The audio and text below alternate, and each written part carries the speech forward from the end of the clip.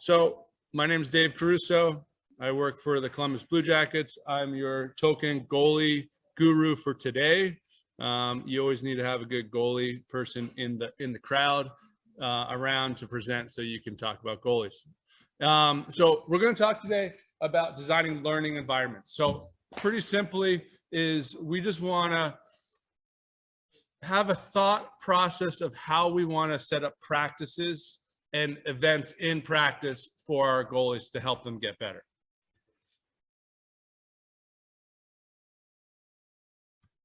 So the first video, come on, dude. Okay, so it's a video of Bruce Lee. I'm going to press play. Hopefully you can hear it. Methods hold no appeal whatsoever for this young man. Styles tends to not only separate men, because they have their own doctrines, and then the doctrine became the gospel truth, that you cannot change, to be soft like water and flexible and adapt itself to the opponent.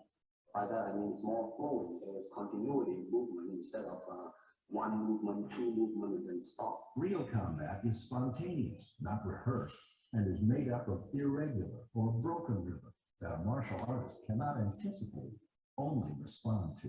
His background in Hong Kong, which consisted not of non-contact karate tournaments, but full contact street fights and challenge matches fought on Hong Kong rooftops. When not fighting against proponents of different styles of gun fu on rooftops, Lee had also fought frequently against opponents who had been armed with knives and chains.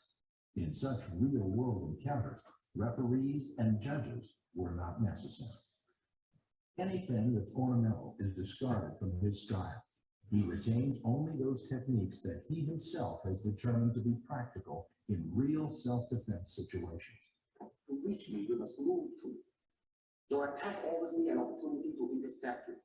See people who are being aware of their own movements, who are observing the other person's movements and being able to fit in with that person's movements so that there's no set pattern of movements. No, well, when he does this, then I do this. It's just a total freedom to react to what the other person does. Since combat, like life, is not predictable, Lee held that one must possess a pliable adaptability in order to change with change. You see, we rehearse routine like the flexibility to adapt. But there is a way. There lies the limitation. So you're probably thinking to yourself, why in the hell do I have a Kung Fu video talking about goaltending, right? But there's a lot of stuff in this video that they've said about how Lee approaches his practice and approaches how he's what's going to be best in the real world, real life. And in hockey, right? So the practice is his training, and then the real world is the games. So for us goalies, typically there's a lot of kind of misconceived notions that, hey, these goalies have to have the best technique. We just got to work on technique. Ian Clark, who was the Blue Jacket goalie coach for a while, he's now in Vancouver. He goes, I could teach technique in a weekend. It's those intangible skills and the other skills that's needed, the decision making of making those saves and making those decisions. So with what Bruce said, like, you got to adapt, you got to have a pliable adaptability, right? So he was having practices with real knives and everything. So in practice, what do we give our goalies? Do we give them the ability to react to different situations, or do we say, hey, you need to shoot here, you need to shoot there, and they already know what the solution is? And Greg touched on it a little bit, so we'll dive a little deeper on this. It's a pretty great video. Okay. What information can we take from this to apply to our training environment? I touched briefly on that, and we're going to skip to the next one. So on creating a good learning environment for those players, we want to be observing where it happens. So are you looking from the bench? Are you looking from the stands? Are you behind the net? Probably that's not a great idea, but what is the target behavior that you'd like to see? So in your mind, what is maybe the ideal solution? But that ideal solution might not be the correct solution for that person. So you got to keep that in mind when you're thinking about that target solution, whether it's a glove save, a 2-pat stack, a RVH, whatever it is. So, and then how do we create a drill that encourages that solution? So this could take hours and hours if we wanted to touch base. And this is similar to talking about the constraints-led approach, but point systems, reward, manipulating shooters, equipment, and others. So changing those constraints. Those are all different constraints that you can change. And then as you're coaching and you're watching from the side, from the bench, from wherever you're at, there's a couple things that you're going to have to do. You want to observe and evaluate whether you want to change that drill or continue. So here are some of the things that you can, for don't changing, if they're progressing, if you see progress, if you see exploration, if you see them trying new things that maybe might be out of the box, that might be something that could be used later on. And then determination, you know, they're not giving up. So, and then there's the times when you want to change or intervene is maybe the mastery is not there, it's way too difficult, and then you see frustration. There's always something to expectations. So we're going to watch a couple videos and we're going to think to ourselves, do we want to change or do we want to continue this drill to see where it's at? So just a little setup. The goalie in the net is Maddie Rooney. This was, I think it was after they won the gold a couple years ago. And she was very high of the world, right? Like she was top end gold medal winning shootout champion. Right now, she's fighting to try to get back to her spot. She was struggling a little bit, and she was fighting to get back to her spot. So the drill starts off with a pretty good shooter in Brian Pothier in the corner, and he comes in. He's going around Cavallini, who's the other goalie right there, and just making a move. The only caveat is we told, or the goalie coach, not me, the goalie coach told Brian Pothier, if you score, you got to try to score the same exact way every single time until she stops it. That's the one caveat. You're going to watch on this video that it's from this angle and then also one or two other angles. So it's not a different one, but there's a couple rounds. So watch how she progresses.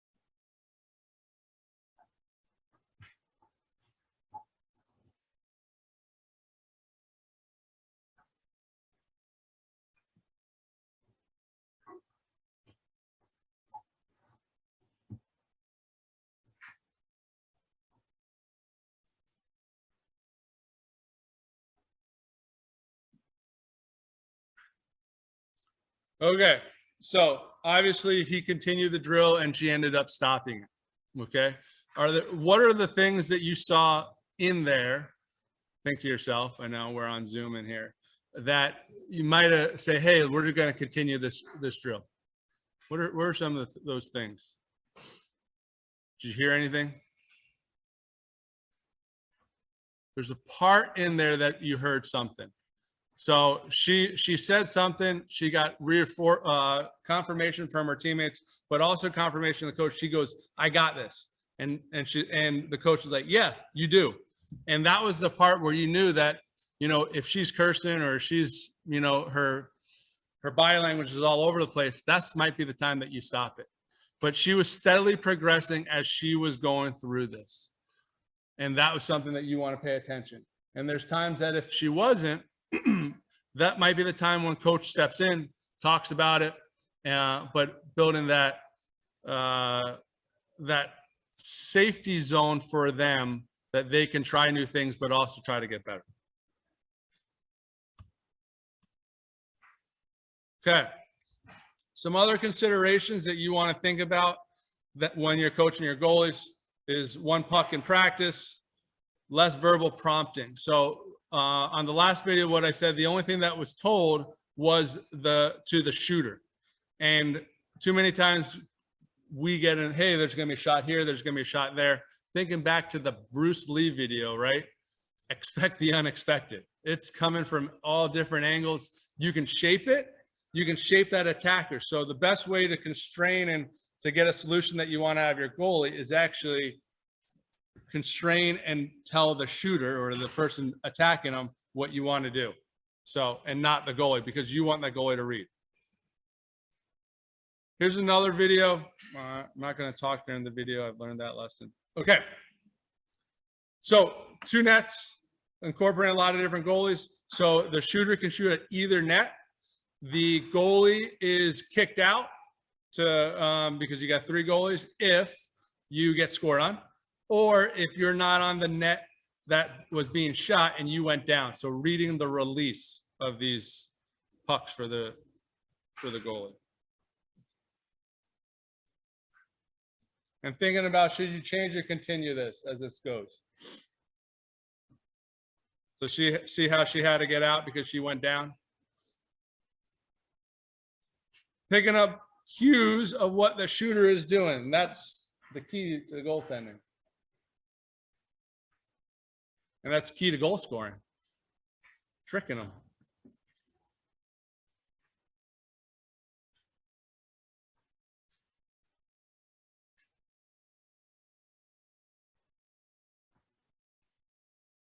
Not an overly hard drill, but this is a lot of mental and nervous system involvement of trying to figure out what's happening here. Your perception action. Pretty fun. Okay, next video.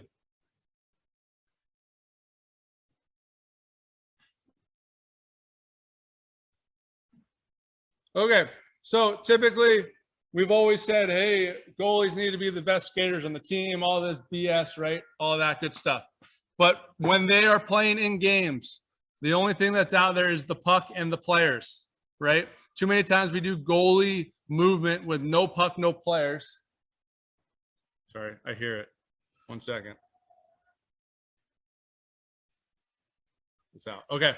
So too many times we do goalie movement. Hey, you got to go from the blue line to the blue line, and you got to do 12 of the same T pushes. Never in a game has they ever done 12 T pushes in a row, ever in the history of goaltending. Okay, so we want to try to make it so that that puck is that movement, is the deciding factor of how it moves. The other cool thing that you can do on this video is you're involving the other goalies or passing. But also if you have numerous shooters that are out there, they're also passing the move. So if you watch the goalie and how they're moving off of the puck, but also just the shooters and the passers, what kind of skills they're working on. So let's throw this up there.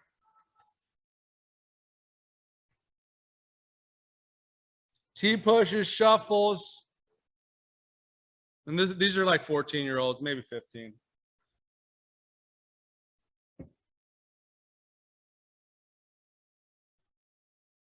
I call that just chaos in terms of any puck, just move.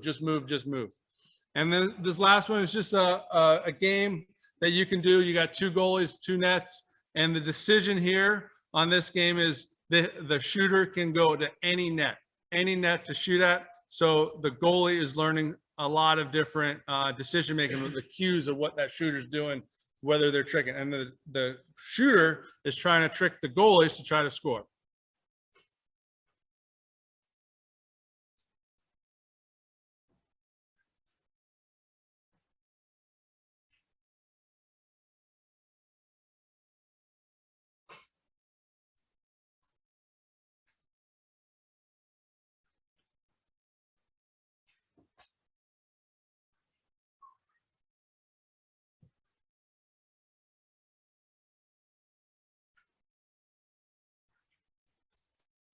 So obviously they're continuing this. If I saw these goalies really struggling or kind of really being lost in there, Some of the things I would do is maybe take away one or two of the players, make it a little bit more stagnant. I want to try to eliminate the thing we're saying, I'm only going around to your left side. That's it. The only time I would do that is if the goalie is really having an issue of actually following the puck or it's totally too fast. Then I might slow it down a little bit and try to break down if there's something within their skill set or their movement that might be wrong. But in the end, these goalies are reading and reacting to what the play is in front of them.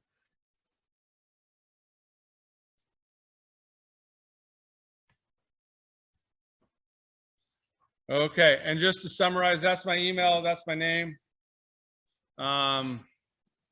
Obviously. Thinking back to the Bruce Lee video, it's really important to when you're designing these practices and you sometimes hear goalies, hey, you know, I'm not warmed up. I'm not ready when the practice starts. That's BS. Okay. It's because they maybe didn't prepare properly beforehand. We want to test their ability to come right in and be ready to play and be ready to react in the situation, because you never know when you're going to be thrown into the game as you get older. So you always want to be ready. And that's where I really like the small area games. It doesn't have to be a small area game per se. So that post-play game that you saw where the two players, I would call that a game. That could be a drill, but there's a lot of things that you could have in there is the decision-making, a lot of movement, a lot of ability for them to be aware of many different situations. And that's what you really want when you're designing these practices. And just like what Ian Clark said, you can teach technique in the weekend. And think about all your great goalies in the NHL. None of them play the same. The best goalie ever, Mario Brodeur, you could have went down every single time down the left side of the ice, and he could have probably made a different type of save on the same exact shot. But he was able to solve those solutions in different ways and then also make the shooters confused. So he was ahead of the game. Any questions from the crowd? Yeah. What are your thoughts on smaller games for goaltenders? You know, whether that be in the actual crease, cross ice, just switch it. Yeah. So I know I'm going to repeat it. Yeah. This is not my first rodeo. Okay. So the crowd asked about small area games and putting nets at different areas of the ice without a crease or whatever. So I think that one, in the end, the angles and the positioning are always in the hockey game are off of the 6-foot net and the puck. That never changes until they want to try to screw us over in the NHL and get the bigger nets. But those never change, right? So the angle of the puck is always coming off of the net. It doesn't matter where you're on the ice. However, there's an aspect of being in your crease and the visual perception of the awareness. So I would try to do both, but I would, if the goalie complains about, hey, I don't have a crease, I don't have a net, I say that's BS. You're always going off of your post and coming out, and that's how you're doing your angle. That depth and that depth and the squareness is always there. Them being square, it's the depth that they might have to manage because they're not going to be aware with the other surroundings. But I would say everywhere and anywhere is totally fine, but have some drills in the real crease so that they can just get that awareness. So